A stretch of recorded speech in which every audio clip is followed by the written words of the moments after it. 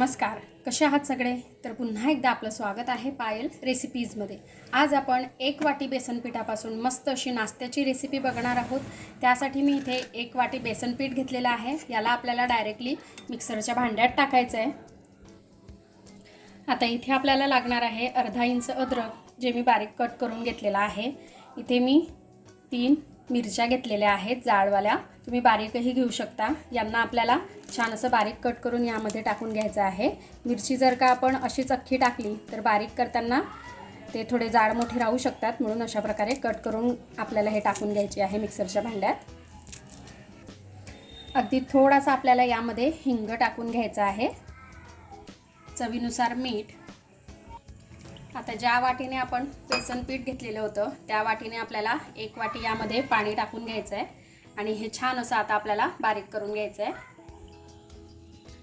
तर बघा, इथे मी हे छान असं बारीक करून घेतलेलं आहे। आता हे आपल्याला एका बाउलमध्ये काढून घ्यायचं आहे।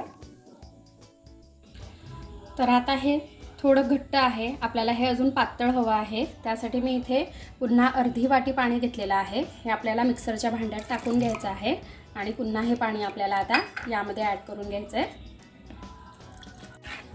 तर बघा, इथे आपलं बॅटर जे आहे हे रेडी झालेलं आहे।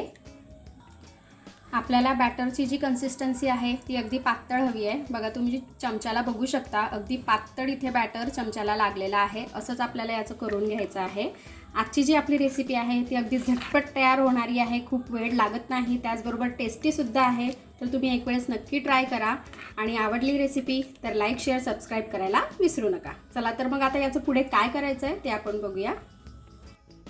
इथे मी 1 मिनिट घेतलेला आहे, आपल्याला यामध्ये टाकून घ्यायचं आहे। आता निंबाचा जो रस होता तोही मी छान असा यामध्ये मिक्स करून घेतलेला आहे। इथे आता आपल्याला एक प्लेट घ्यायची आहे, यावर आपल्याला थोडंसं तेल टाकून घ्यायचं आहे आणि याला छान असं पसरवून घ्यायचं आहे। आता या ताटात आपल्याला थोडं बॅटर टाकायचं आहे, 2 चमचे जवळपास। इथे माझा चमचा छोटा आहे त्यामुळे मी इथे 2 चमचे टाकलेला आहे आणि हे बॅटर आता आपण पूर्ण प्लेटभर छान असं पसरवून घेऊ। खूप आपल्याला याला जाड करायचं नाही आहे आणि खूप पातळही नाही, हलकंसं करायचं आहे। हे बघा, तुम्ही बघू शकता अशा प्रकारे। आता इथे मी एक कढई घेतलेली आहे, यामध्ये 1.5 ग्लास पाणी टाकलेलं आहे। यावर आपल्याला अशा प्रकारे एक चाळणी ठेवायची आहे आणि जी आता प्लेट आपण तयार केली ती आपल्याला ठेवायची आहे। यावर आपल्याला थोडीशी इटालियन सीझनिंग टाकायची आहे, अगदी ऑप्शनल आहे, असेल तर टाका, अदरवाईज नाही टाकलं तरी चालेल। आता यावर आपण झाकण ठेवून घेऊ। अगदी 2-3 मिनिटातच आपला जो नाश्ता आहे रेडी होतो। तर बघा, इथे हे अगदी कोरडं झालेलं आहे। आता आपण ही प्लेट बाहेर काढून घेऊ।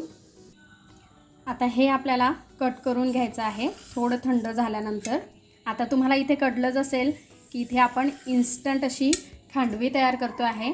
खांडवी तयार करण्यासाठी आपल्याला भरपूर मोठी प्रोसेस असते, त्याचं जे बॅटर आहे ते तयार करून आपल्याला खूप काही प्रोसेस करावी लागते। पण अशा प्रकारे जर का तुम्ही प्रोसेस केली तर खांडवी जी आहे ती अगदी झटपट तयार होते।